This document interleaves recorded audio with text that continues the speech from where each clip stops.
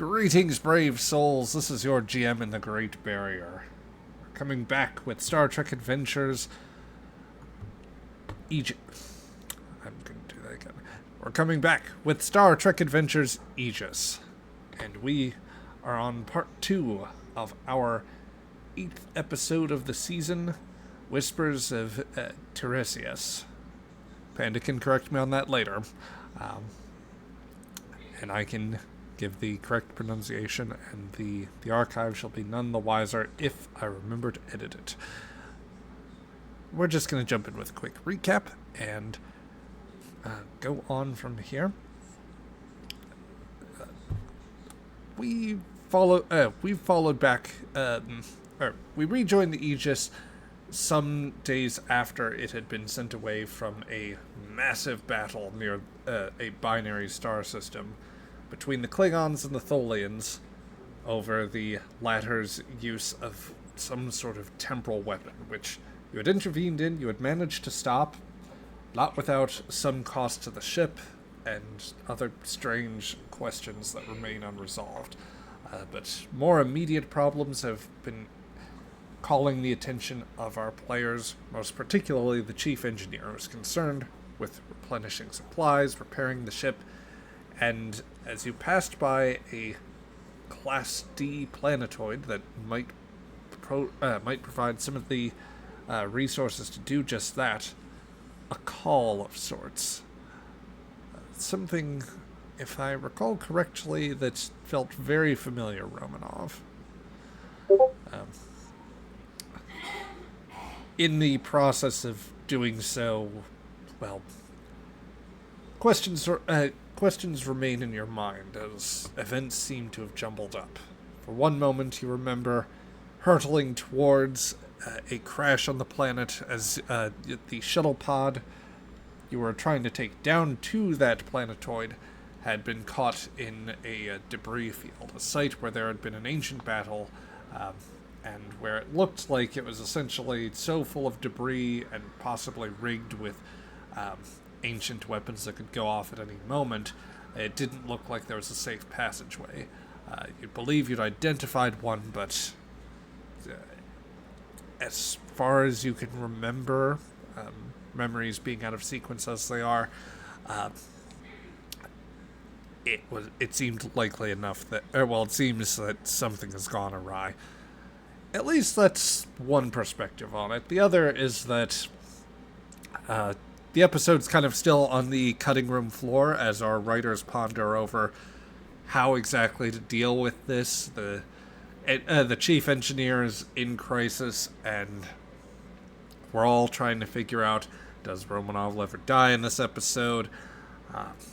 How do we cohere this? There's the first part of the episode is largely done, but the studio wants a second part, and we have been all tasked with trying to figure that out, trying to develop something interesting, and that is where you, Kiara Terranova, are attempting to give your best contribution to this somewhat, the writer's room is not the most pleasant place, so it's not the most comfortable. Some people are a little jaded, others are just, there's a tired sentiment to it. The Aegis has kind of gone off the rails a little bit, it feels like, and it's been tough times for the show of late. Budget cuts, all manner of winding nonsensical plot lines. It's in a rough shape. It's in some rough shape, so you're hoping that you can do something to address the state of the show. But as you do, you keep feeling like you have, echoes from elsewhere, or there's a strange quality, something about this episode that's bothering you. But you've had a day to rest, everyone has, so the writing crew is going back to meet up in the writer's room, and I think, unless there's anything else, Panda, that bears mentioning, that would take us back to where we need to be. Would that be fair? Yep. Thank you for the recap. My food was delicious.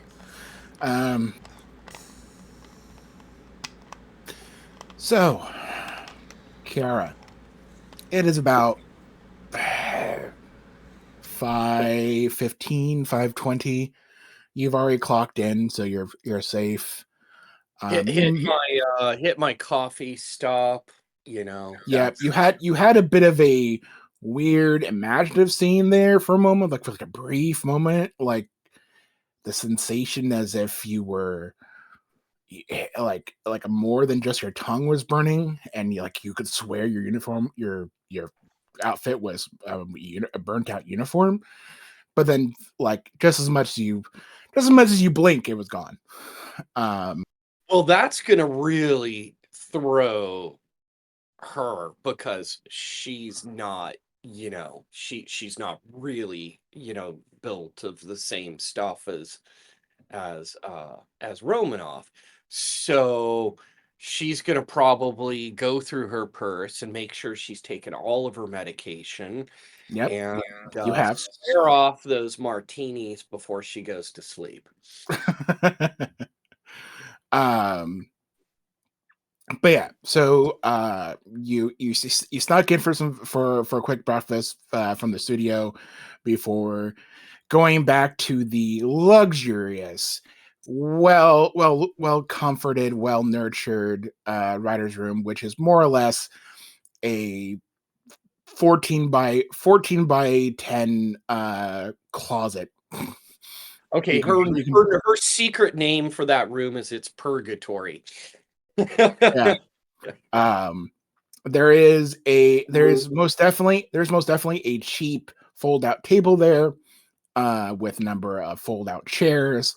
There's a computer with a monitor and all the dailies and whatnot previously for viewership for the writers themselves. You can more or less squeeze in there comfortably. There's a whiteboard on the wall. Everything is. Well, she'll head over to the whiteboard because she's got an idea and she knows that people like it written up on the whiteboard. But she will stop for a moment and think back to her meditation class and just, that flash There's already thing. a number of scribbles on the whiteboard from various other plots or season ideas. For everybody else, what kind of things have been written on the whiteboard over the season? You can put whatever you like on there. Someone is a shapeshifter? Question mark with just like absolutely not underneath it. All right. Anything else? Beach episode? Question mark? Question mark? Question mark?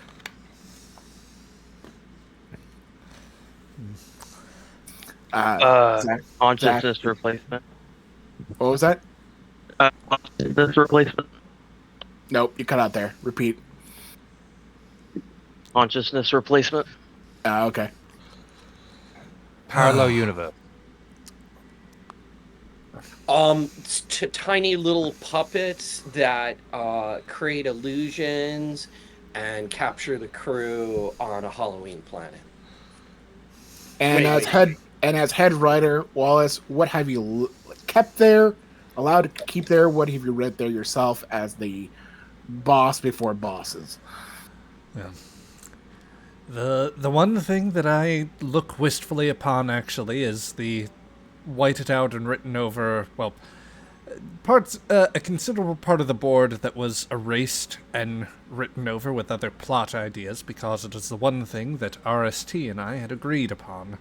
The only thing that can be made out from the plot for the special that had been arranged were words at the top that still exist in a relatively cleaner white outline compared to the slight residue that's built up around them. The name Broken Shield.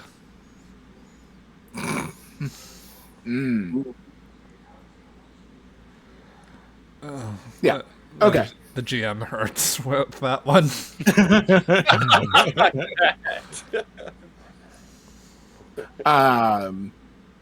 Cool. All right. So where are you trying to squeeze? Where are you trying to squeeze this this new writing?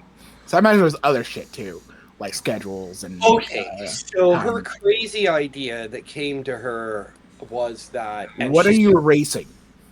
oh wow, there's a little space Unless down. unless you're gonna try like right in like the corners of the. I'm gonna write in the corner. I'll just put a box. Yeah. This is a pretty straightforward idea. Low budget, uh, only need the shuttlecraft, small studio, and snow effect. Crash landing survival story, that leads to a revelation about the character's nature. And she'll put up a speculative, like, above the line, below the line. But basically, it's a one set. It's a snowy area with the crash shuttle.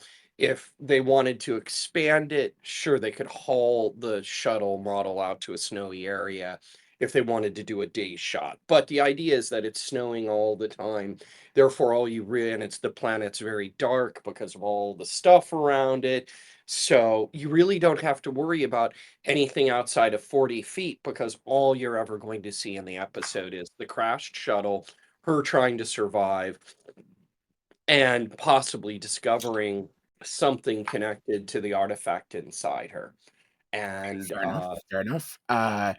As you write this in like no more than probably like 2 inches worth of room and try to spread it out because you're trying to squeeze in as much as you can into this whiteboard. I'm writing these tiny little numbers because I know exactly that's what Emery is going to be looking at. What are the numbers? Yeah. It's becoming longer and longer, but as you're like writing this out into like the margins of existence on this whiteboard, your fingers are getting numb. Maybe it's lack of blood, like maybe it's like not poor circulation. She didn't, because of all the stress, she didn't go to Pilates this week. So she's thinking it's that. And then of course she realized it's getting harder and harder to write the more you're writing. She's gonna write anyway. Yeah. By the time you finish writing, like your fingertips up to like your second knuckles are pretty numb. Okay, it's very weird. I guess as if like you've been holding on to ice for like a long time on those fingers. Doesn't make any sense. I'll just go, as others are flowing into the room, I put that on the board. I'll head to the ladies' room and run the hot water and put my hand underneath it. You warm your fingers again. This would happen when she was in New York, but this isn't New York. This is sunny California. Your hands don't freeze. Vancouver. Vancouver. It's southwest. Sunny Vancouver. It's freezing Vancouver. I meant to say it's worse than we thought. It's reasonable brisk. It's rainy. She's gonna run the hot water over her hands and just write it off as okay. It's Vancouver. Sometimes the cold gets into your bones. Yeah. All right. For as Kira comes back, who's the unfortunate soul that has nothing in their life and actually wants to be there on time? Well, I don't want to be on time, but I have nothing else going on, so...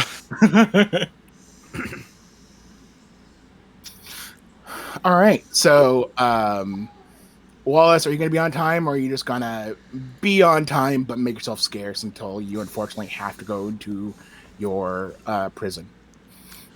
Oh, Wallace is there as the studio mandates it. Probably still working on a bit of coffee right now, but...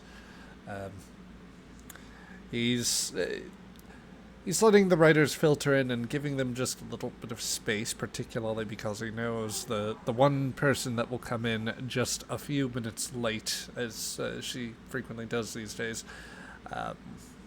is probably going to...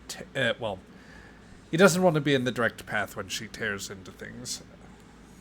Yeah, RST and Saga are about half hour to hour late typically because they get dressed. Because they are directors and they are so far above all of you, they actually have lives. So, you know. But yeah, when you get back, Kiara, Sinclair will also there. Sinclair, what are you up to? Where have you squeezed yourself in this luxurious abode? Right next to the door, so I can escape when necessary.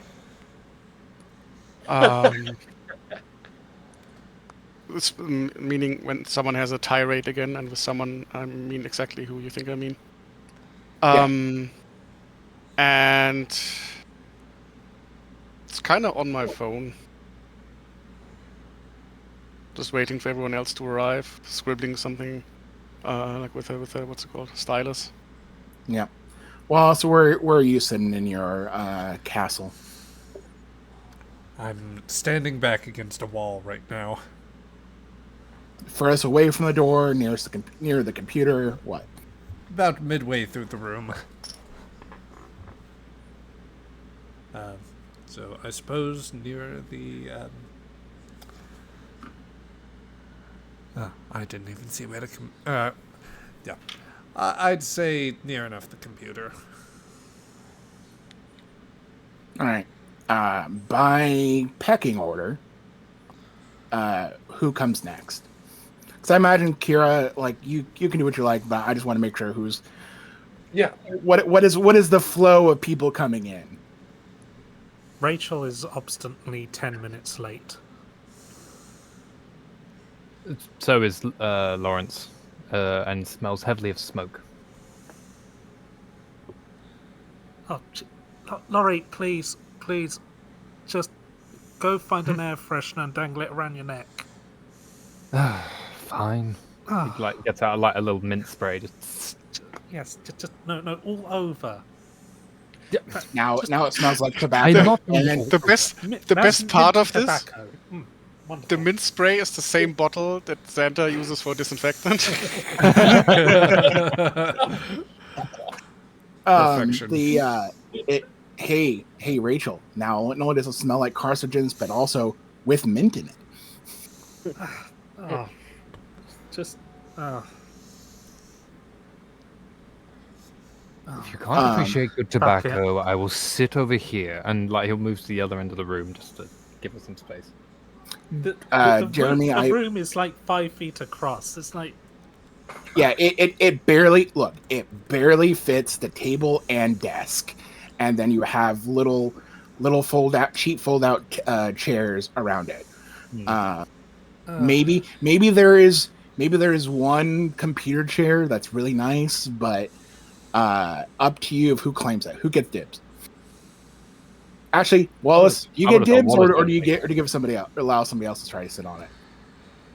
Oh, I think that It's comfier.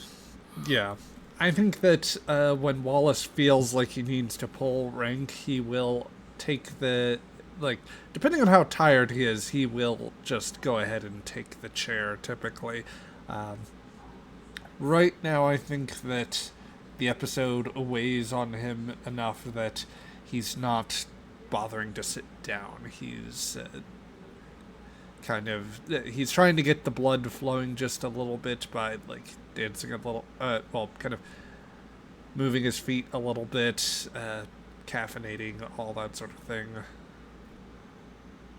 All in the hope of just getting things a little more creative flow, inspiration. Yeah. That said, I think that Lawrence is banned from the chair because he doesn't want any secondhand smoke to. Yeah.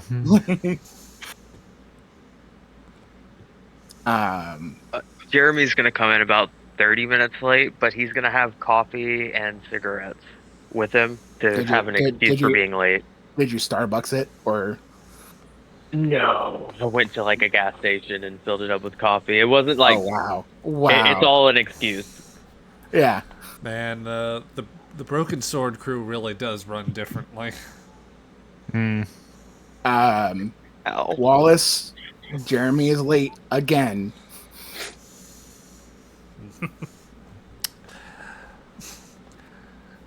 I will say I get Wallace's drink right. That's it.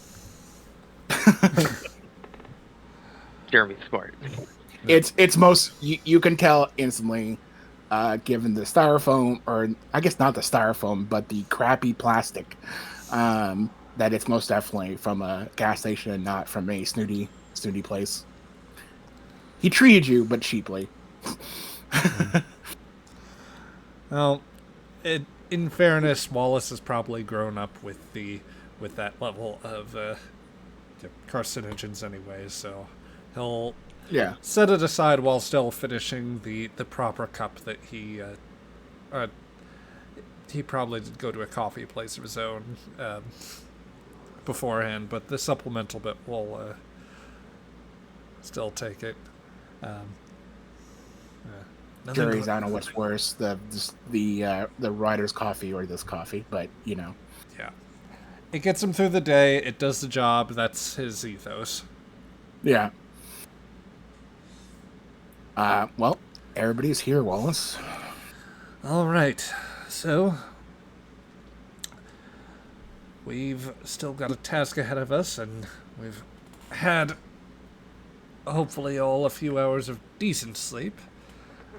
Now we've got a job to do. I need ideas, people. I need to know. I need everyone to bring their best so that we can figure out how to close out this two-parter. Does Rominov survive? What other backstory do we choose to flesh out here? I've thrown up a proposal on the board for you to look at, including some budgetary just sketches. Obviously, you're the expert on this, but I felt like going with the hard. I felt like, go ahead. Going with the hard sell early, Terranova. All right, give me a. Well, you told me to bring some ideas in, so I got one. All right. I'm going to read over this quickly, he says, pushing his glasses up a little bit. It's hard to read, and it's really much scribble. Like, it gets worse the further down, like the more you read it. Like, Kiara, are you a doctor by chance? Because this handwriting is terrible. No, something's up with one of my hands, so I apologize. I don't know. It's like the cold got into my bones when I was coming to work. So I apologize. But basically, the pitch of it is, we do a crash plot line. It doesn't cost that much. All we need is the shuttle. We can make it snowy so you really don't see beyond a certain distance.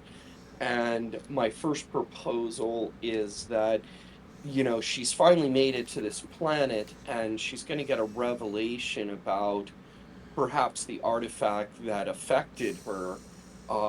She can survive there. I mean, she's an engineer. Pieces of the shuttle she'll have to, chop together and mix up and pull parts apart to create a heated living area. And she's got whatever, emergency supplies survive the crash. So my proposal was, the idea had been that this planet with the debris around it had some connection to the artifact that affected her. And that in that sequence, and again, this could be very simple, she finds a connection to that. And that's what I was going to pitch to the group. I didn't have a full plot sketched out. This is Kira, just we're gonna Kira, your chest feels a little tighter, as if it's like you can feel like your heartbeat race just a little bit. It feels a little warmer as you're talking. Continue. Sorry. Oh, well, she'll sit down then. And say, I apologize for the writing. I don't know why, but my hands were really cold when I got in. Yes. Try taking off the covering there, or try placing your hand against the coffee cup if it's still. Yeah, I'll do that. Yes. All right. That's one idea. I might be able to punch it up from there. I need more people. That's quite similar to idea, or at least the direction I was going in. Okay. All right. Give more. We need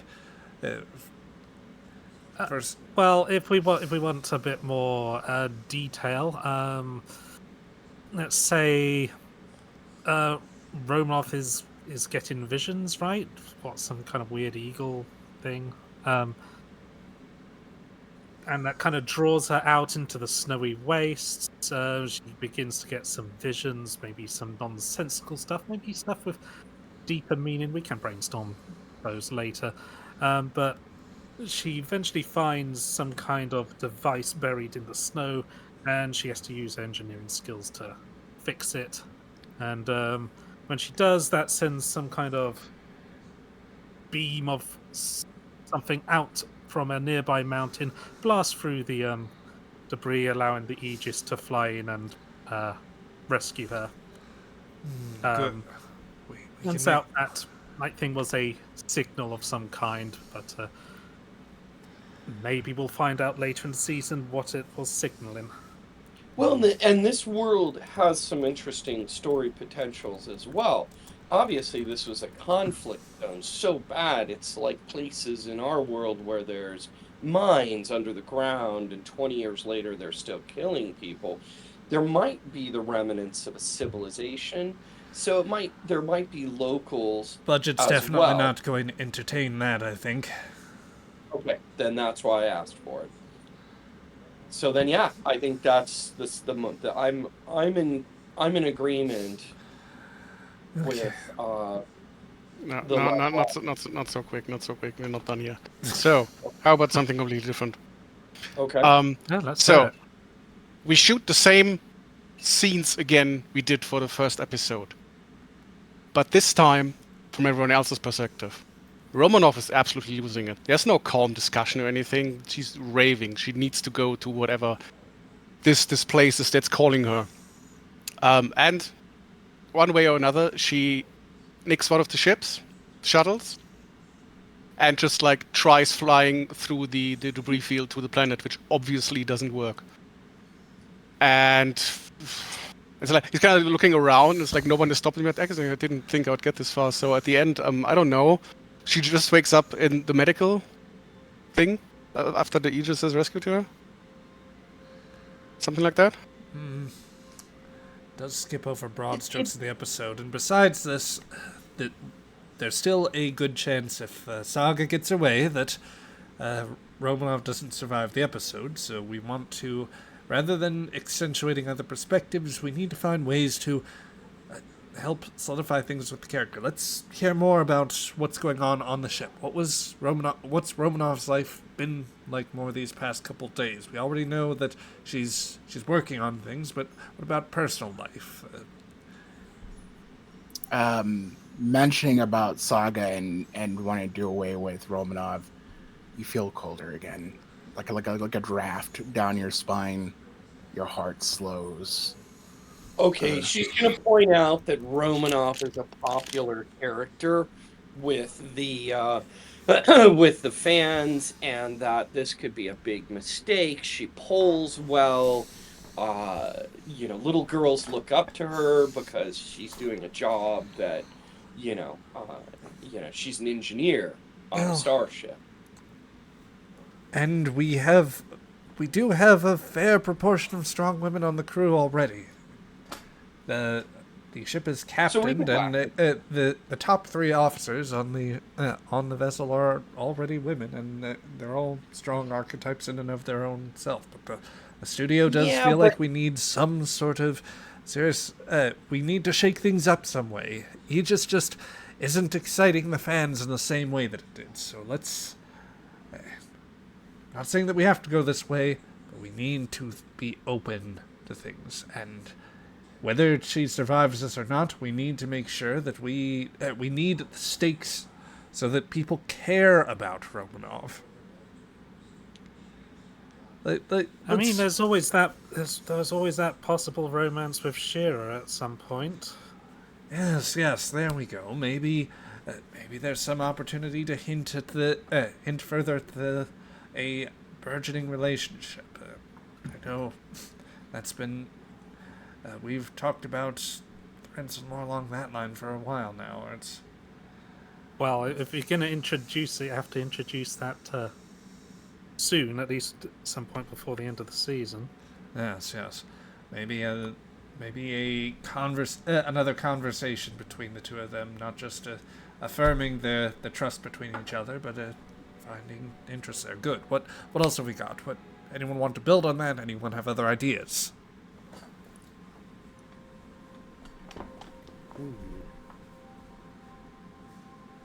Here's the one thing, and I think we have to be aware of, is that Rominov as a character,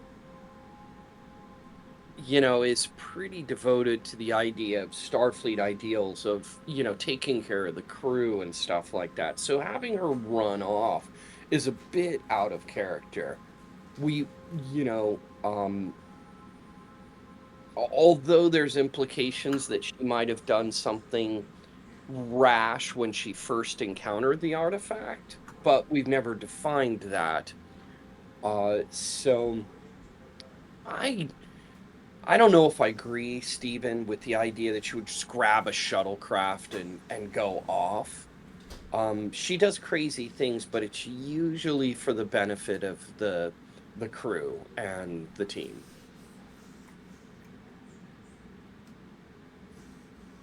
Well, if you want to read it that way.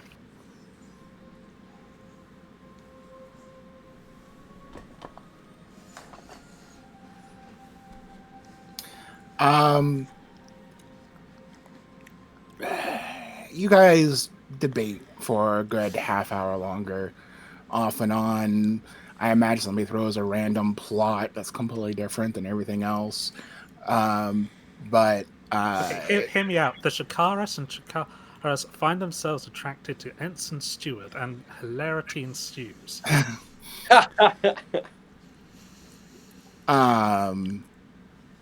But upon the hour 6 o'clock, your two bosses arrive in. One of which is new. First is Saga, who is wearing her usual high class sort of dress shirt and slacks that are probably more than what you get in a month.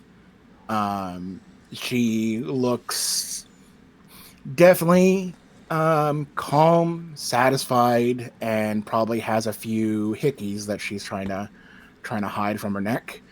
And walking right behind her, would you like to describe that person, Zach? Yep. The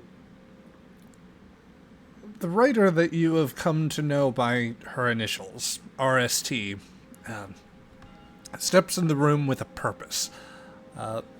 Measuring just slightly shorter than, coming in slightly shorter than Saga, her pace is more brisk, more deliberate. She has her hair pulled back in a tight bun over her ears, and a look that one could go between either interpreting as lost very deep in thought, possible slight scowl to it.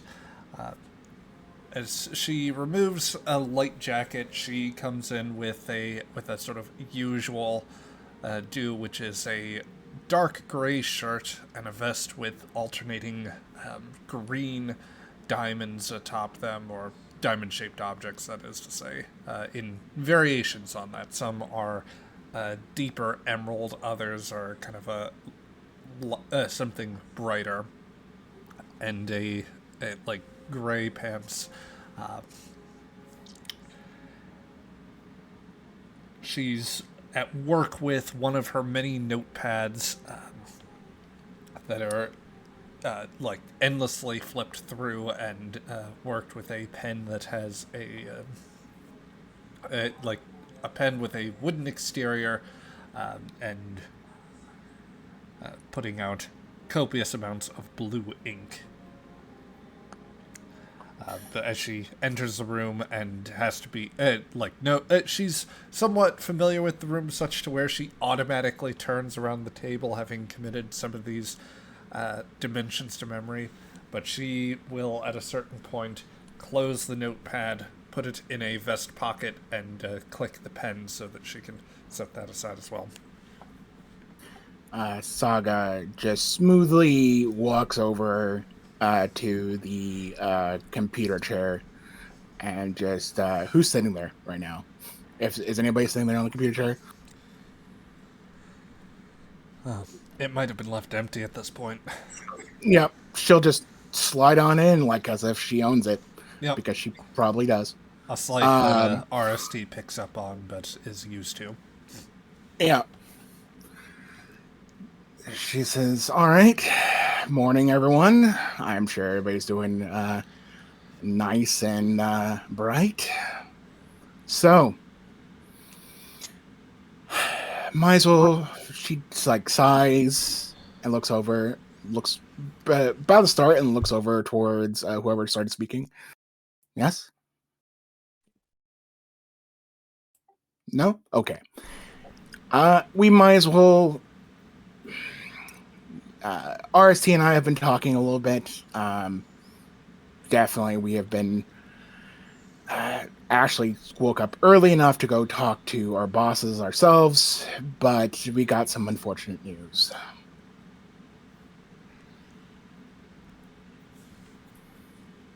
It seems as though the viewership and views for the revival of Star Frontier hasn't been going very well. As you all well know, but the numbers are well below what the powers that be wanted it to be in the first place. Which means, as always, the favorite word, budget cuts. Galaxy Studios are already stripping down what they can of various shows. As you know, several sitcoms have already been canceled well before they're even fully finished season. And Star Frontier is baby of a project, and as well as it's doing, is not going to be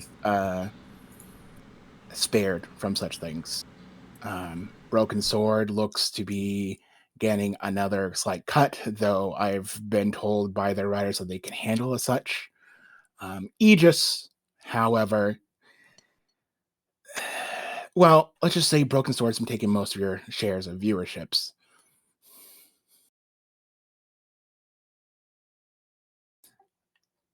That means overall that they want something to really sell this series, and they're not looking to fund any episode beyond this one, unless you can prove that you can really show your stuff, make it worth it. I can probably negotiate for another episode, maybe, if it's related to this, but it needs to absolutely sell. If you give us the time and space to do it, RST says, and we can prove, as we have so many times, that this show is worthwhile. That we're actually doing something with this. They've given you a season and a half, and certainly even now it seems that the fans themselves are split down the middle between whether or not they feel that this series is worth it. We even got several posts, a number of posts that the higher ups are concerned by dismissing the series overall, calling it a little too progressive in their phrasings. What is that supposed to mean, progressive? It's Star Trek. It's always Star Frontiers. It's always been progressive. Exactly. Wallace, you know what this is. I'm not saying I would agree with any of those fans. Those fans don't. Those fans lack even basic media literacy, and they're the lowest common denominator that the studio is apparently trying to cater to in this instance. Those lowest common fans are shout the loudest, and people who want to get introduced are dissuaded from it, and that's what the execs are seeing. Zaga says with a frown. Look, I don't agree with it more than anyone else, speaking as the disaster lesbian that I am. She chuckles and smiles at that. But the studios, my bosses, and I will not hide it, my mother, have all made it quite clear that they're looking for more wider approach and reception.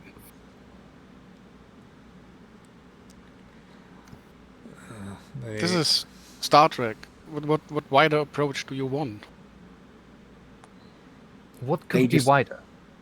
They just don't want the button pushed as hard, apparently.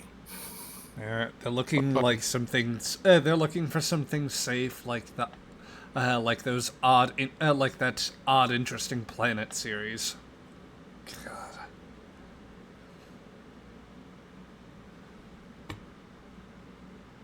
This is worse than when I worked on Duffy the Vampire Slayer.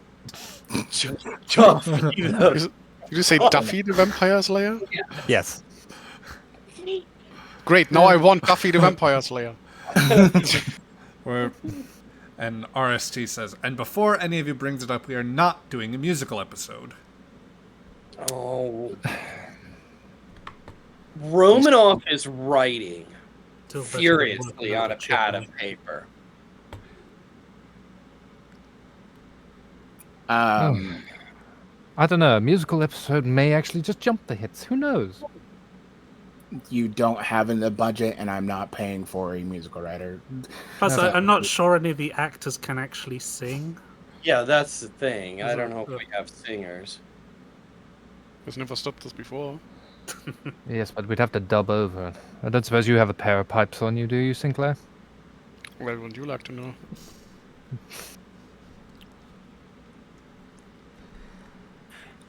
So, she folds her fingers and kind of just relaxes on the chair. How exactly are you killing Rominov? And as Sushi says that, it hurts, Kiara. As if your heart just drops. I mean, were we talking intense amounts of physical pain, or are we just as if your heart stopped for a moment? Okay. It's like suddenly like ice cold, like as if like suddenly your blood and your heart just stopped. Her BP is crashing. She's going into shock. Then how can I help? There has to be something I can. I don't need an extra set of hands. I need her back on the ship. She's going through the supplies I bought far more quickly than I feared. Get her back to the shuttle. You hear that in the back of your head, Kiara, as like a distant whisper. And she just shakes her head. I mean, she's not experienced anything like this. She's a writer from New York. This is all starting to freak her out. But she's trying to hold her composure. Look, this discussion is premature, and I would much prefer to getting more insight from my writers on this matter. We've only just arrived, and I would much rather hear what they have pitched on this so that we can... Fine. You can have that, and certainly I'm more all ears, but you know what I need, RST. And... I can't spare any more budget. You guys can mess around with the current budget you have for this episode. I might sell for. She thinks about it for a moment. She doesn't look entirely happy herself. She more looks mildly frustrated. But instead of like it being your guy, like her life, it's more of like, it'd be unfortunate if she has to throw away her dinner type of like scowl. She just scowls and says, I can maybe pitch for a clip show's worth of a budget for next episode if there's another episode you need, but you just need to make this episode work. Otherwise, I'm sure not all of you will be let go, but certainly you'll be working on other projects. I really think now Rachel Morse, that is one of the other writers, right? Yeah. Okay. She does look at you and she goes, look, we can tie all these things together because once the beam goes through and the Aegis is able to come through, they get rescued. Again, it's a small plot line. We don't need a lot for set. It's easily going to come in under our budget. RST's going to hold up a at hand. the end of that, All right, slow down. Yeah. I've only just gotten in. Now, let's take this at the top and help me clear it up. What exactly do you think, Lieutenant Commander? And as she says that, you blink, and you're in the engineering bay, Rominov. Okay.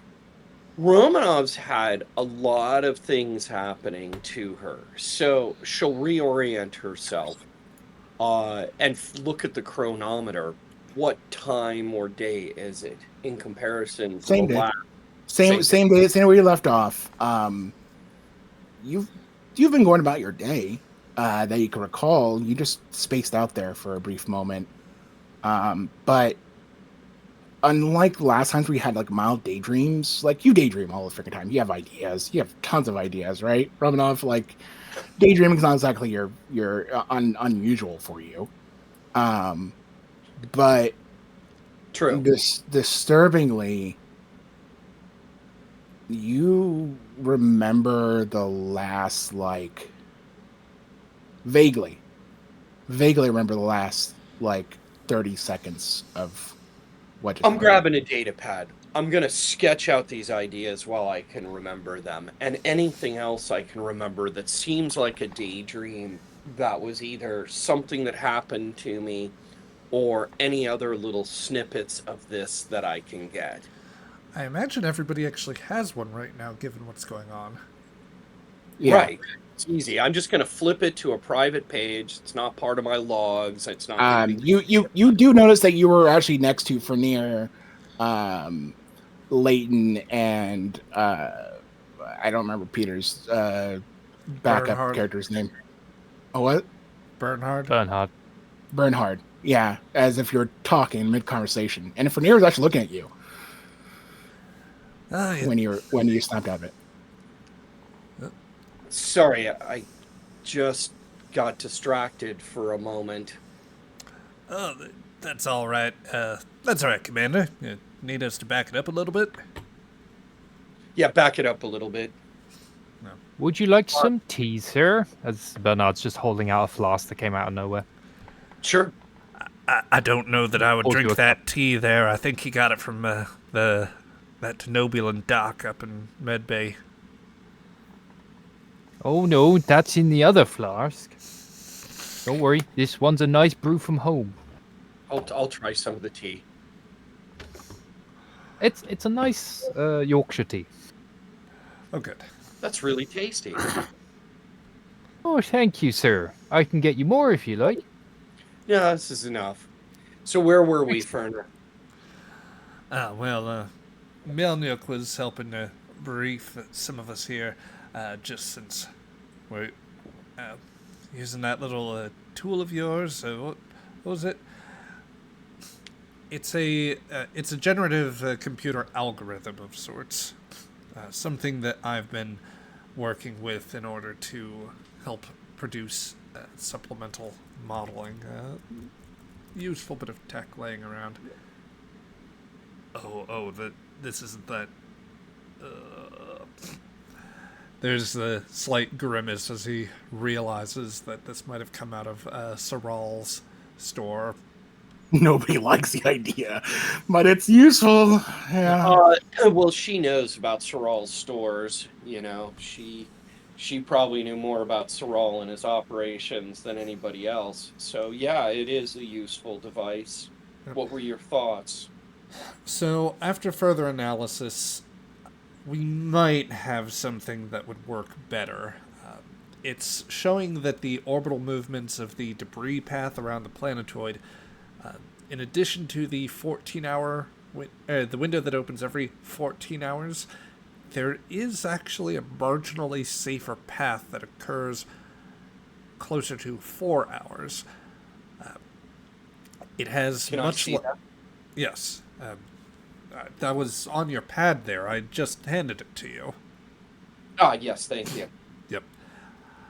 As you can see, tabbing back through that, there's comparatively less ordnance or less charged banks from any of the leftover weapons in the debris field.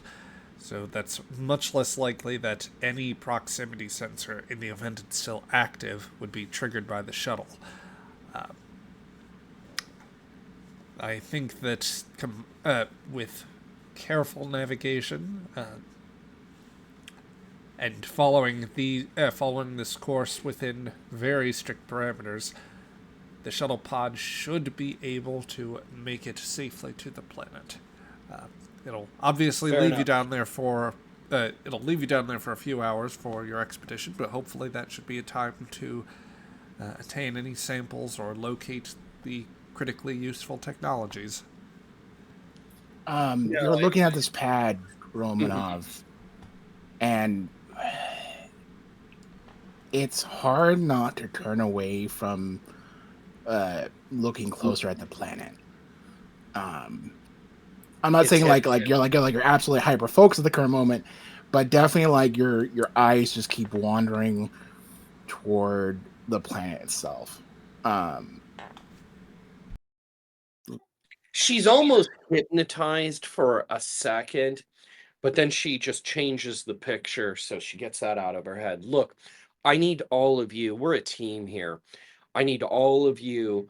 Don't tell me something just because you think I want to hear it or I absolutely want to go on this mission. I need checks and balances. You all know I was affected by some artifact, and somehow there's a connection between this place and that. I have to be careful that I'm not affected by that relationship. So I need my engineering team to constantly check and balance me as we are setting up this mission. I'm going to want to do it. I really, really want to do it. I feel called to do it, but I do not want to endanger the ship or the crew. Vernier furrows his brow a little bit at this.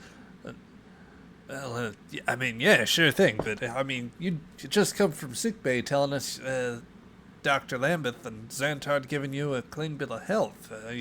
Absolutely. It doesn't mean... we've all heard about psychic phenomena, and it's been reported in Starfleet. It's in the records. We don't understand it, and I'm just underlining, yes, I'm affected, but my rational brain is able to control my reactions, and I'm able to process it. But I would agree with my earlier... As you say this, Romanov, you remember briefly about the medical bay visit. They checked for psychic, like, it's not, while certainly psionics is possible, Vulcans are very much well practiced into looking into this, and Xantar and Lambeth both doubled and triple checked you for a psychic phenomenon. There was nothing. Yeah, that's a good point. I'll look over at Fernier and go, look, I was reprogrammed by an alien artifact. My neurology is different than other people's because of it. It could have very well embedded a desire or something into my mind that when I saw pictures of this place, I knew there was a connection between what I found and this place. That's what's affecting me, but I am able to control it, and medical cleared me. But I'm just saying, hey team, double check me. Yeah. Don't be afraid to say this is not a good idea. Melnick, you know the secret that the top officers have been hiding. After all the assessments since this, as I've already written in there.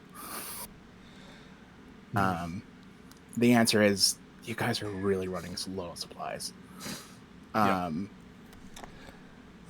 Fernier, for his part, will just say, well, at least for my character's parts, Fernier will say, look, if you're uncertain about this, Commander, I'm more than happy to go in your stead. I can definitely find what we need, and that you don't have to do this.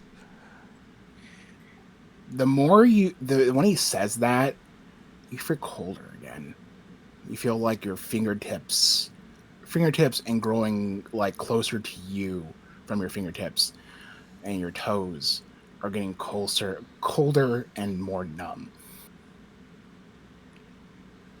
I'll consider that, Chief.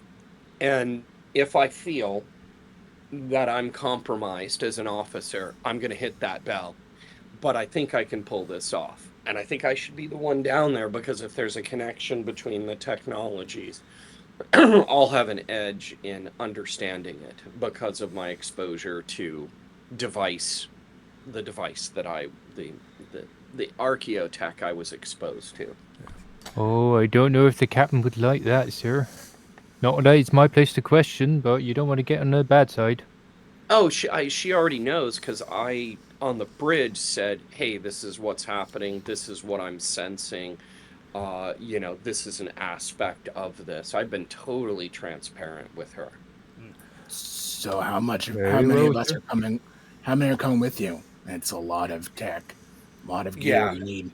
We're gonna have to figure out the mission profile and this, but we are running. We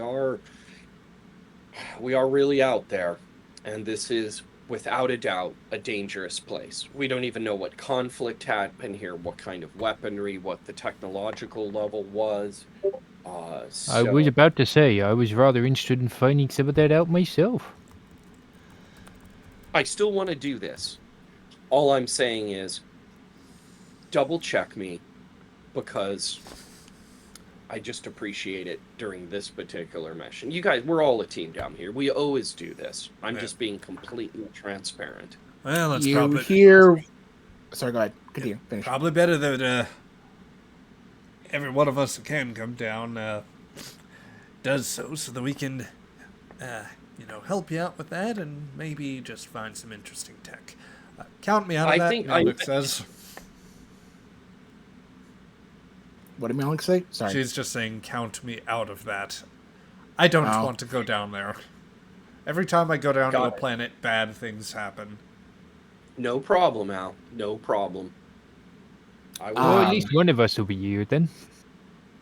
But I've got 2 people who volunteered, so we don't want to have too many people. But just for safety and flight considerations. But I'll put your names down, the 2 who have volunteered. Assuming she green lights it. She is not. She's still assessing it. I think she's leaning towards doing it. But... I get the feeling the captain will go for it. We haven't got much choice at the moment.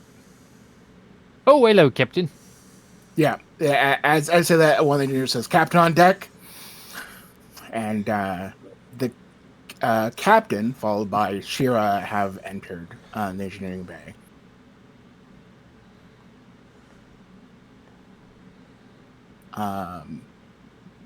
But not a little slow to snap to attention as he usually is. Yeah. Sharp just waves it off, as you were. Rominov, Lieutenant. How are you two doing? Oh, sorry. Since the overview, we've been looking over things and trying to discuss on what exactly to go forward. But I've made my decision. Okay. 1 second. Sorry, add a character. I have this nasty habit of scrolling my mouse wheel, and unfortunately, that involves my script. And so I have to scroll back on shit where I leave off. Find page. Yeah, I've come to a decision. I'm not dealing with this any longer. Shoots Romanov.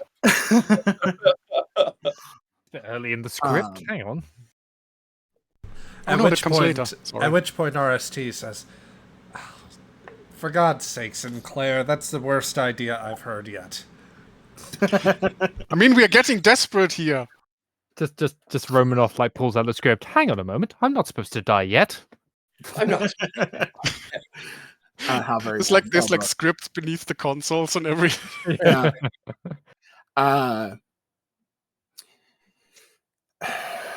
I've discussed it with the other officers, Al in particular, and given the fact that we are so low on supplies, this fleet desperately needs this expedition, and certainly, perhaps with the rabble rousing that has been going on amongst the imperialists, that a bit of good bread and circus will actually help out calm things down. Fair enough. We've discovered, Leighton discovered another possible entry point with a window of 4 hours with a possible better path. We did, and she'll hand the data pad over to Lillian to look You at. hand the data pad and we look back up. Cheryl's not there anymore. Instead, it's Rachel. Okay, now real quick, she's going to flip to another page in her legal notebook there on the table and jot down everything that had just happened. Oh wow, I'm in the engine room and I'm seeing Rachel. Yep. Oh, man. And I remember this is the blonde writer from You the vaguely writer- remember her. Vaguely. Okay. You don't like it may be a writer, maybe from another dream, but definitely human and familiar. But she's standing in her uniform is also not Starfleet. Okay. It's a dark Mako outfit. She's gonna stop and quickly run her mind through, a Vulcan equation, and then just look over her and go, "Shira, you've signed off on this too?" I just want to see how she'll react. Rachel, your name's not Shira. Rachel And will look around. See, no one called Shira here. Am I in the writer's room or the engine room? You're in the engine room.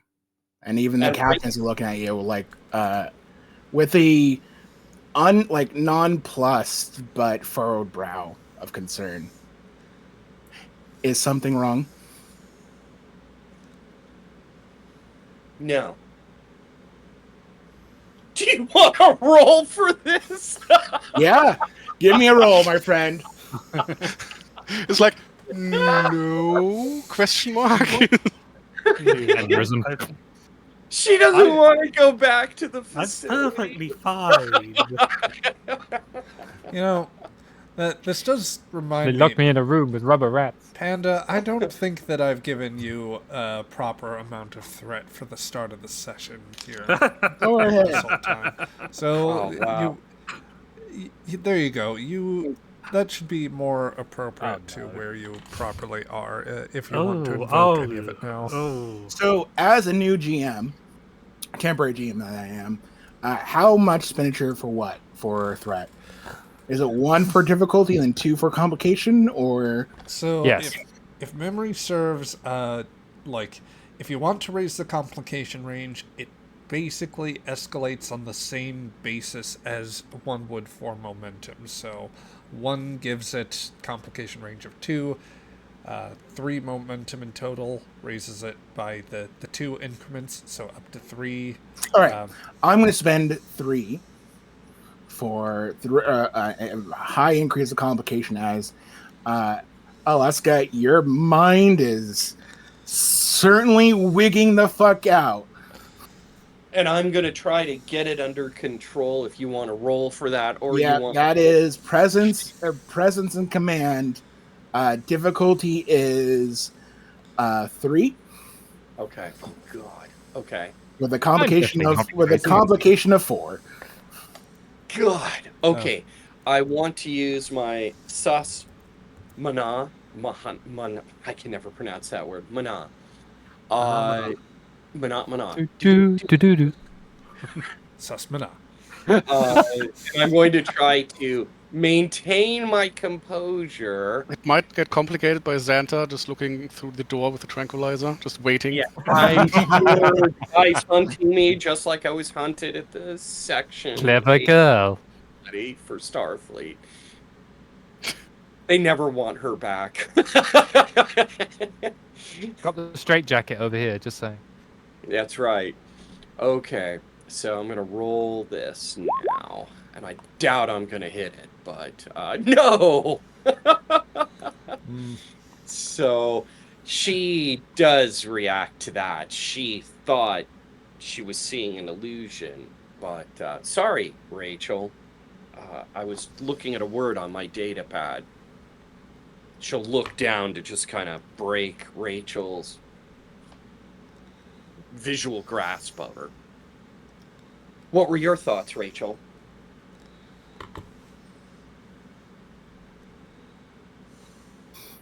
There you go, Craig, if that helps. Mm-hmm. So, doing all this seems a risk worth taking.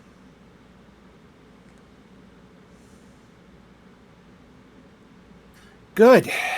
I'm glad the two of you can get along for once, says the captain, kind of eyeing the two of you. Because given the stress that is going on amongst the fleet, I think, given the fact that my favored officer here, gesturing to Rachel, is more favored by the Imperialists, I think it would show that we are speaking to both crowds. Don't you agree? I agree. Her eyes are a little wide. Like she has no idea what she's agreeing to. She has no idea who these imperialists are. She's just trying to maintain composure at the moment and figure out what's going on. Rachel, give me a insight and presence, please. You have the same stats of Yeah. In the back of your mind, I thought we wouldn't do a mirror universe episode. Okay. We have stat block to you? So that was command, presence and command?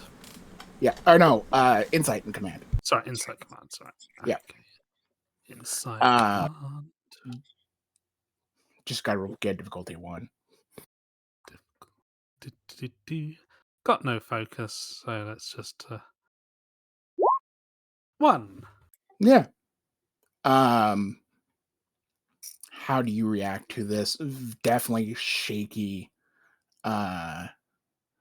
darling of the captain? Alaska's reaction? No, Rachel's. Well, as long as like you're as long as there's a good secondary crew with Romanov, I'm sure everything will go okay. She's looking very doubtful at Romanov at this point. But yeah. But we kind of need to do this, so yeah. If you would excuse me for one moment, Commander, she says, looking to Rachel.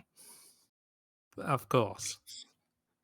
And the captain approaches you, almost like a very determined stomp, like a maternal stomp, as she grabs you by the arm harshly, Romanov, and pulls you aside. Well, I wanted to talk to her aside too. I'm looking at her uniform. Still Starfleet. Still Still Starfleet. Great. Yeah, so is yours. Okay. And you're over here for the moment, and move that engineer aside, Zach.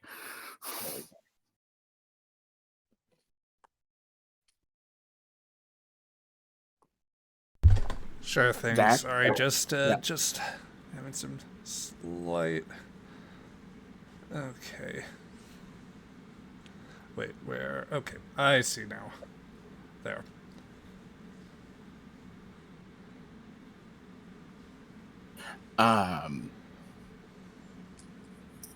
There is a non-pleased, almost biting seething from the captain as she says, I do not know what is going on, but you are my daughter and a scion of this family. You will hold it together for this fleet and for the honor of us. Do you understand? Yes, I do, Mom. You say mom, and instead of your words says Arcosa. Yes, Arcosa. Arcosa. Okay. Whoa. I think one word and another word comes out. Yeah, run through another quick, like Vulcan, mind steadying trick. This fleet needs it. I know. I got this. I will pull it off.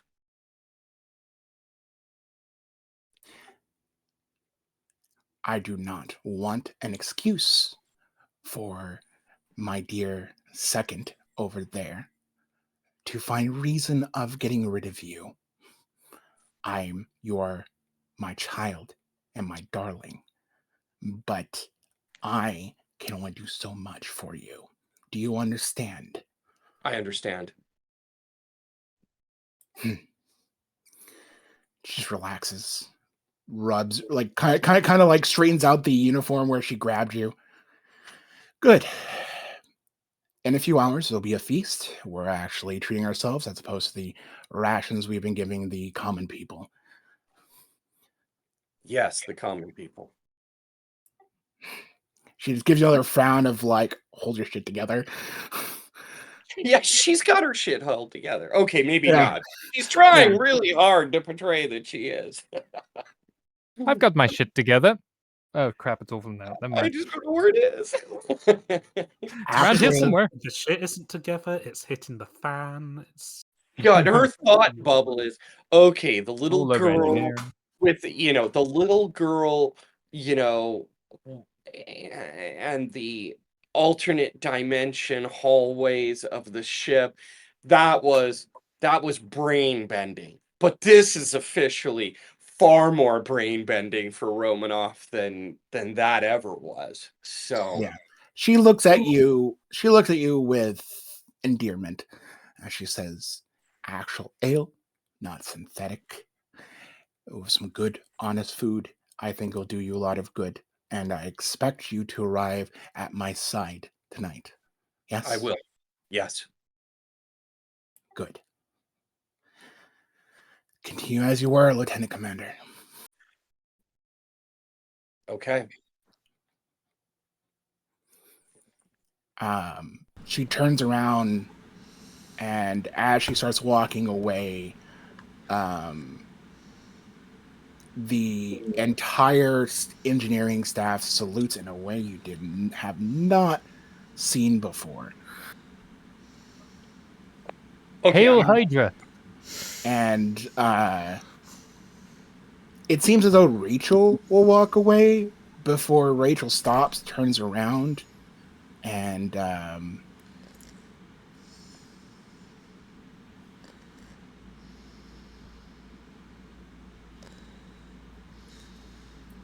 you go.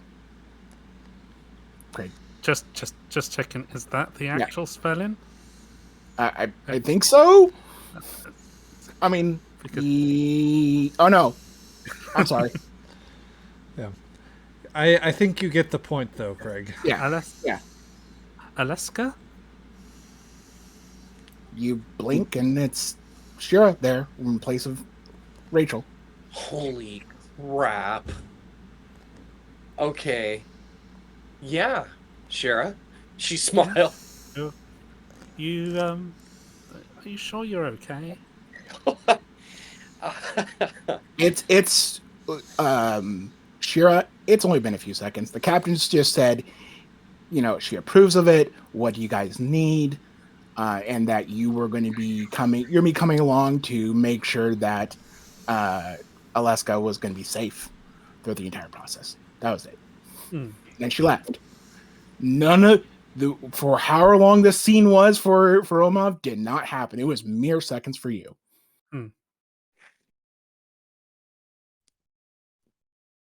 I'll look over at Shira and go, I'm definitely being... Medical's cleared me. They have, yes. And we already know that we all had an experience that was beyond unusual with the little girl and the aliens. I would rather gnaw my own arm off and go through it again. Okay. She'll just go, let's go over in the corner real quick. Okay, all right. Corner. Nobody put Shira in the corner. Okay. Sure. So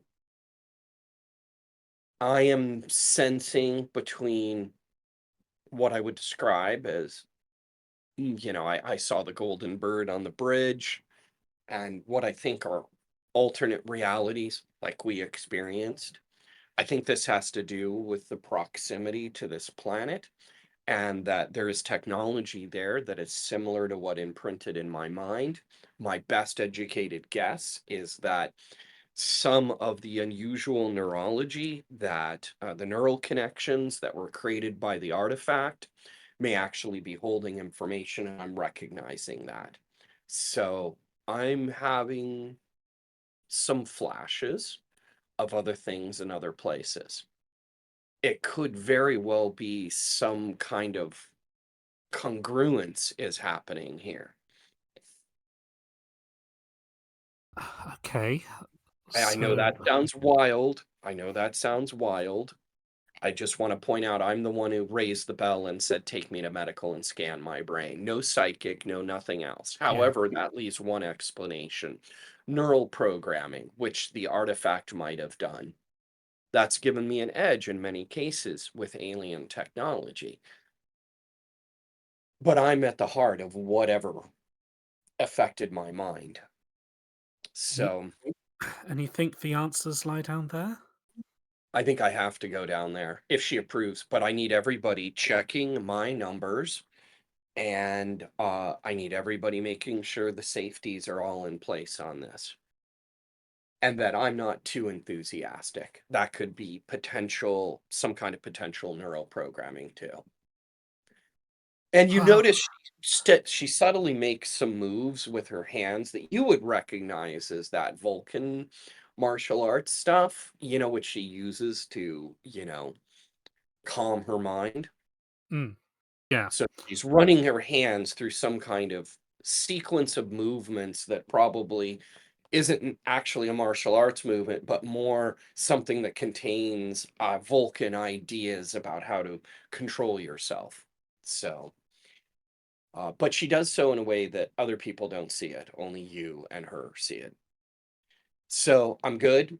If I think I'm not safe for the line, I will again come to you and the captain. But I don't see a way out of this.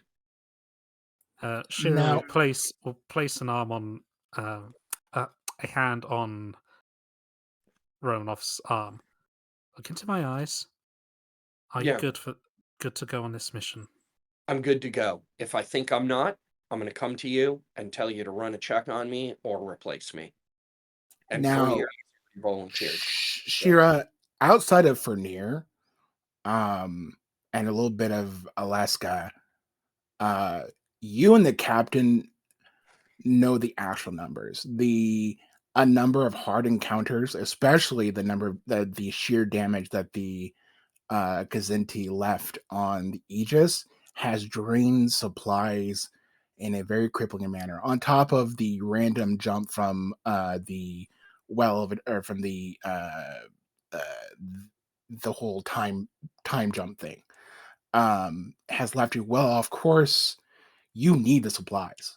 There is it's not so much of like we can move on. You could technically move on, but the amount of damage and everything else for this thing is the mere suggestion that there might be a wealth of supplies like this is pretty remote. The captain doesn't want to go any other planets around here for some odd reason. And certainly there's not as appetizing of resupply as this place. You guys need it. Mm-hmm. And Alaska, the head of engineering, like most definitely could be extremely useful down there. But you're still in second command, so it's up to you whether or not you want to dissuade her or try to just still drag her along. Romanov's gonna look over at Eula and go, I had to rebuild almost every basic human skill because of what happened to my neurology. I'm a fairly hardy person, and I've learned through our various adventures how to differentiate reality from non-reality. Things that may be affecting me that are exterior, as in alien artifacts and stuff like that. I'm good. And I can do this. I trust you. If I don't think I'm safe for the line, I will approach you immediately. And Fernier is more than capable. Shira will nod. And just give Alaska's arm a small squeeze. Yeah, she squeezes your hand pretty tightly. Okay. All right. I trust you.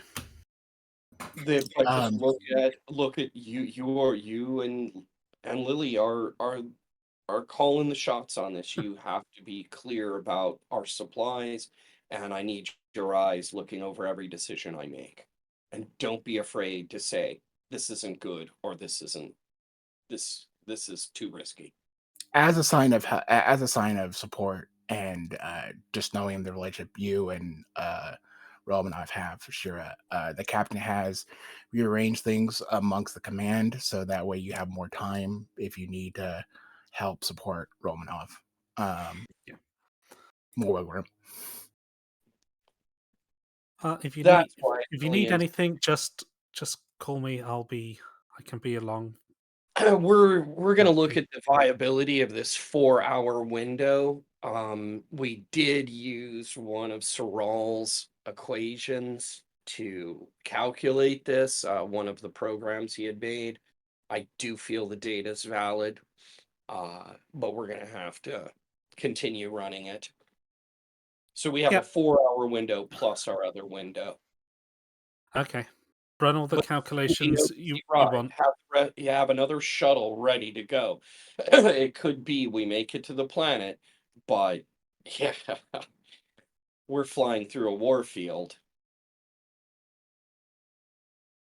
Well, it's gonna be like 100 feet in World War I. I know that doesn't mean anything to you, but literally means absolutely nothing. I But know. the fact that you had a number after the name World War, I think that just says a lot about how far humans have come. Yes. We're really trying to quit the whole addiction to world wars. Just expand to interstellar. Yeah. That's what we did. Is there any pads you guys are holding? related to this expedition? Yeah, I got a pad that, my pad that had all the data transferred from the chief. Are you looking at it? Yeah. As you're glancing at it, it's mostly just a potential salvage sites. There is one wreckage, more complete than the other, that your words start slowing into drawls as you can't remove your eyes from it. I'm gonna stop talking and I'll collect myself. I'll switch the picture. It's shelter. It's home. You that place, you need to go to that place. You need to go to that place. It's warm. It's safe. It's warm, it's safe. Got it. And I look over at Eula and go, I think this is the target site. It's the most you about to form the words and you can't breathe.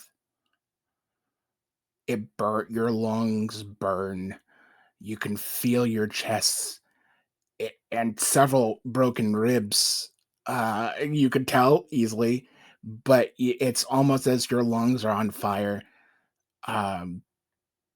You can't breathe. You're panting, and the more you pant, the more it burns, and you realize you haven't used your air supply recently, as the scene is now a snowy ridge. Hell, an icy hell. Your left arm, you can't feel it. It hurts too much. Your leg down from your knee, there's like a fracture maybe. You're sitting there on this snowy ridge, and below you is like this streak of what was once burning wreckage, but that's clearly burnt out as it's far too cold for this place. You have a burnt up coat and bloodied. You are now at full you're at full stress.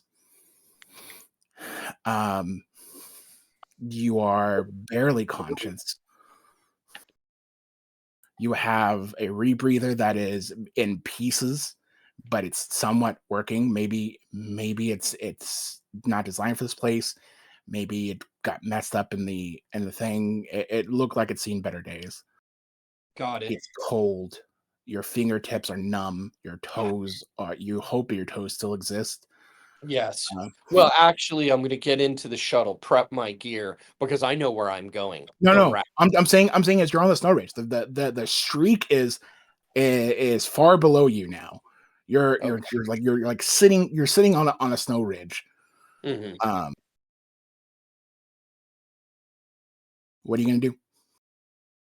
I know the streak is maybe like a few hundred yards away by now? Okay. Do I think that streak is the streak of remnants? That was your shuttle. You're pretty sure that was your shuttle. Okay. Do I think it's hard to form thoughts right now.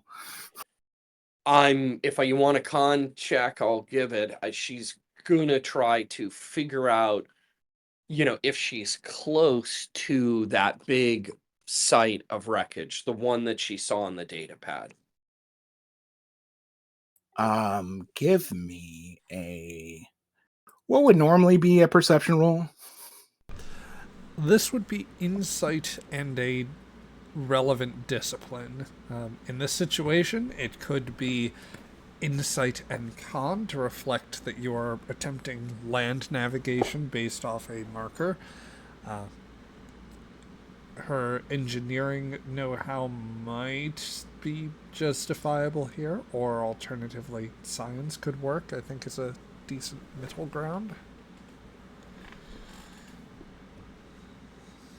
Okay, I'd like to pitch you on engineering, that I'm looking at this as a issue of trajectories and stuff like that, which is still kind of con, but con is the weak area of this. If I give engineering, it will be at a difficulty of 4. It'll be at a difficulty of 4. because it is definitely a vague ballpark in that nature for using engineering skills. Okay, if I'm using insight and con, okay, That works. I'm gonna go insight engineering, and I got nothing. You know what? Unless I'll stand corrected. It'd be a difficulty of 3 with engineering. Okay, because I was thinking of blowing my Yeah. determination for the round, just because this is like I either get out of this and find a safe or warmer place, There or I'm gonna is freeze. there is momentum available, I should say. Yes, there is. Okay, then I'll hold off on the determination. I want to go ahead and spend, what is it, 3 momentum for 2 dice, right? You only 3 have momentum 2 for- momentum. Yeah. So it'd have to be a pretty point low. of threat, 3 and momentum for 2 dice. it'd have to be 1 point of threat there because there's only 2 momentum on the board presently. Yep. Okay, then let me just add 1 momentum then. I don't want to Okay. add a threat to the situation, so I'm rolling 3 dice. Really, sadly, none of my focuses apply. I could spend a determination on this to get the best possible route so I can get there. I'll just roll it as is. Nice. Okay, I didn't actually. There we go. Okay. Nice. Good roll. And do I have a working data pad? Did anything? No. I would Okay. say that you managed to scrounge, and it seems like you have scottied this data pad. It was damaged, but you repaired it just enough. It doesn't really work very well, but it works enough. What do you want to try to do with it? Just if it's operational, it's another asset I can use. And then the other crazy. Also, you get 3 momentum from this. Ooh. Okay. So we have additional momentum. Damn. Okay. Yep. And then I rolled a 4. That's an extra one. But the next thing, if there's anything she can Scotty together to make a little bit, like grab a battery and find some kind of semi. You have. Let me break it down to you. You have already managed to wrangle what you can from a very beat up, Got it. what it was pieces of a shuttle. Got it. You have survived, but you have a concussion. So just imagine you have a concussion. You have scrounged what remains of the survival kit, which wasn't very much at all, given the fact that you like I said, you road rashed across the planet. The fact that you're alive at all is something, but you have a dead arm. We have a far beyond useless arm, a fractured shin, and God knows what else. You are dying right now. How far am I with my roll? How far am I from that particular one I know as home?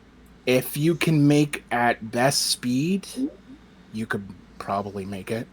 If you're walking, you most definitely could make it. Since you're sort of walking, probably. Okay. Based on time of day and distance, You have no idea. Okay, then I go. I'm just gonna go. Okay, give me a fitness and security. Yes. Okay, because and that's 2 dice, and I'm going to spend 2 momentum here, or 3 threat here to increase your configuration range. I have to adjust that roll. I made a mistake. I had focus listed, so that was a 3 successes, not 4. All right. Well, then you get 1 less momentum, but okay. Difficulty 2. May I apply my knowledge of moving my body? Meaning, one of the things martial artists often do is learn how to move with a disabled arm or leg. I mean, that's some arts do that. I would think Sus Mana does that because it's designed to prepare Vulcans for not just combat, but being able to move their body, as T'Pol showed when she was showing people some of Yeah, this. you can certainly use that as your focus. Okay, and I want to spend a momentum because I gotta get there. And I'm gonna go ahead and roll, and I'll make my trek. Yo, God! Oh. Oh. Can I spend my determination to roll again? You I think certainly can. Oh, Jesus. Oh, Okay. that's- But I do not. The momentum is gone. Is there one more in the pool? So you, it's just a reroll. So you'd be able to reroll all 3 dice. A yeah, question you for got that. You get the momentum, though. You reroll all your dice, I believe, right? Or on the reroll, do you have to re-spend a momentum? That is something I've not encountered before. So I guess I'm asking Zach about that. Give me the query just one more time, just to make sure I hear that. So I'm using my determination to do my reroll. I had spent 1 momentum on the original roll. I guess the question is, do I get that momentum on this reroll, or do I have to spend from the pool again? I would think spend from the pool because it's a separate roll. No, it's when spending determination, it tends to be like generous in that sense, in that it works off the entirety of what you have in the roll pool. So if you'd already bought dice, then you get to still roll those dice again. Okay, here it goes. With a complication and 1 success. All right. How would you like to use the complication? How would you like to use the complication? Oh God. Yeah. The wind is fails due to the data pad fails. It was broken. I'm cruising through wind and ice and snow, and it's gone. Let me detail you then. The wind is howling. It hurts to move. You're pretty sure you're losing blood if it hasn't already frozen over.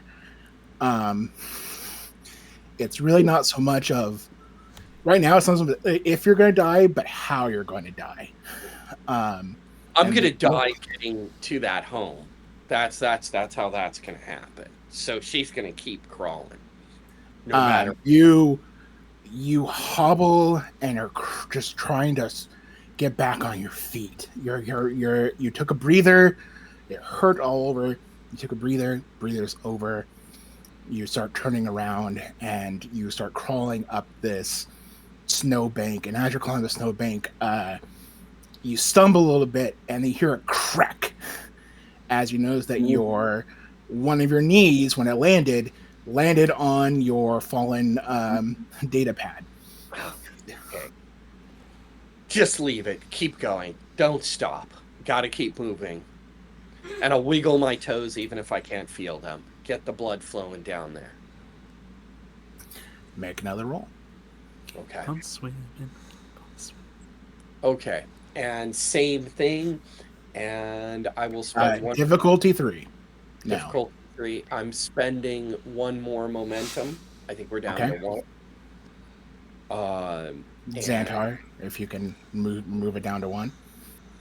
I'm going to spend another threat to increase the range by just 1. But it doesn't matter. You're good. All right. You crawl. You crawl for, you think, an hour, maybe. And I don't know how does Rominov feel of like you're making so much effort for what seems like not enough space, not enough time, not enough range. Like you are, I imagine you're quite fit, right? So yeah, fitness. But 10. this is like baby crawling in hell. Right. Keep baby crawling because it's the only way to keep the blood moving which increases my chances. Do you try to crawl? Do you try to like hobble and walk? What are you trying to do exactly to keep momentum?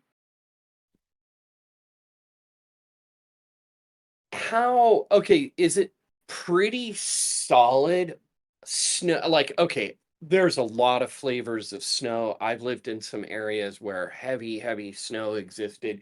You got frozen snow, you got soft powdery It snow. is, yeah, it is soft powder, but the sheer amount of wind has been like such a force that it is pretty much sweeping the floor. So it's mostly ice with the occasional powdery snowbanks, depending on where the wind can't rip it away. Okay, if I swapped my coat around, okay, and that'll warm my front, and I've been, and my back will get cool, but, I'm kind of switching where I'm feeling the cold. I could use the coat as sort of a sled. It fucking hurts trying to move that coat. Okay, then I'm not. I'm just gonna keep going. I mean, Whatever. you can. I'm just saying, like you have a dead arm. If So walk is the most efficient use of time, I will do so. you hobble, and the wind is screeching around you. It hurts your ears when you can. Like you're pretty sure that you might go deaf, or maybe it's all this screaming of wind has always been in your ears. You kind of feel yourself zone out here and there. Give me another fitness and con roll. Difficulty 4. Fitness security, or do you want me to do something else? Whatever you feel would work. Fitness security for fitness con. I'll do fitness security because that gives me my best chances. And we're down to 1 momentum. Yeah. Okay. See What's my target number? 4. 4. Holy crap. Yeah, It's getting harder. You're dying. I know. And I will spend that whatever momentum we have left. And there we go. Oh, damn. Because she's she's been through a lot, so she's got some willpower. She's gonna push it. And I'll try again. I'll use my knowledge of body mechanics to leave to not you put less pressure on that leg injury.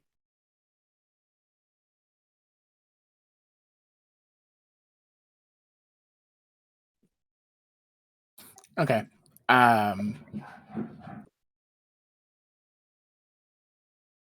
One second.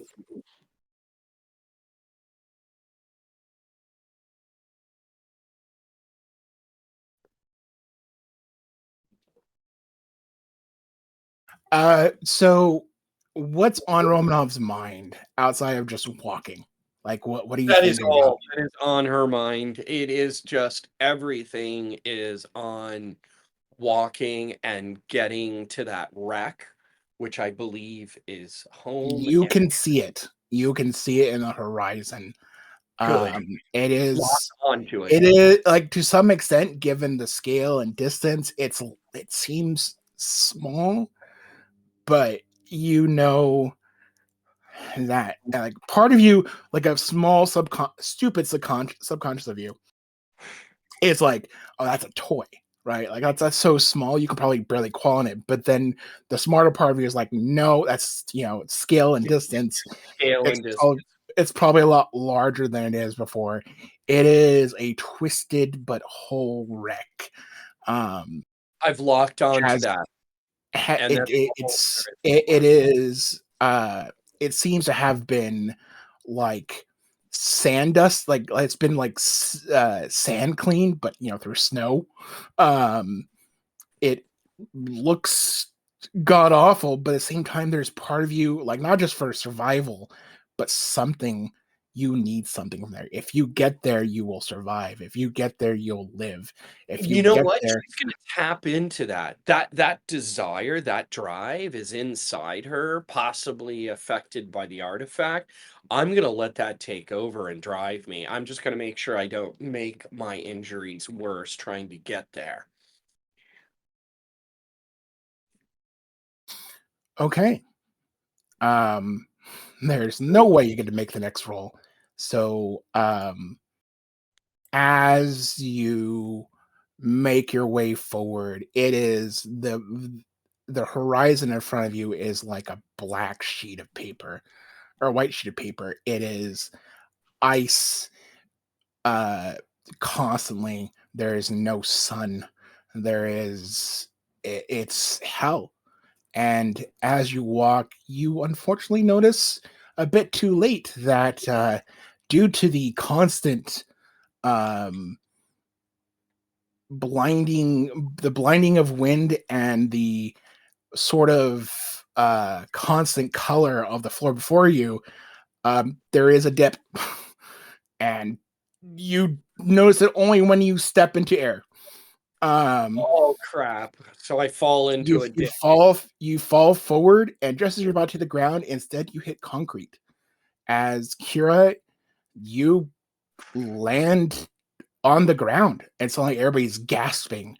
You look up, and there's a ceiling of the studio, and like if you look above you, quote unquote, because you're laying down now, there is a snowy ridge set. As everybody's now surrounding you, panicking. Are you okay? What's going on? And unfortunately, I will say, due to I think it's good timing here that we will pause early, very early. But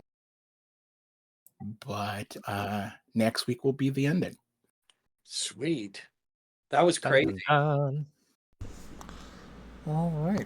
Someone really wants to Romanov dead. And I will say, I blame Steven. I will say one last detail. Definitely think. Kira and Romanov, something that of great concern. You remember most of that.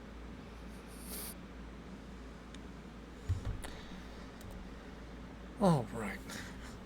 Well then, yeah, on that note, I think that is where we will cap things off for the afternoon, evening, morning.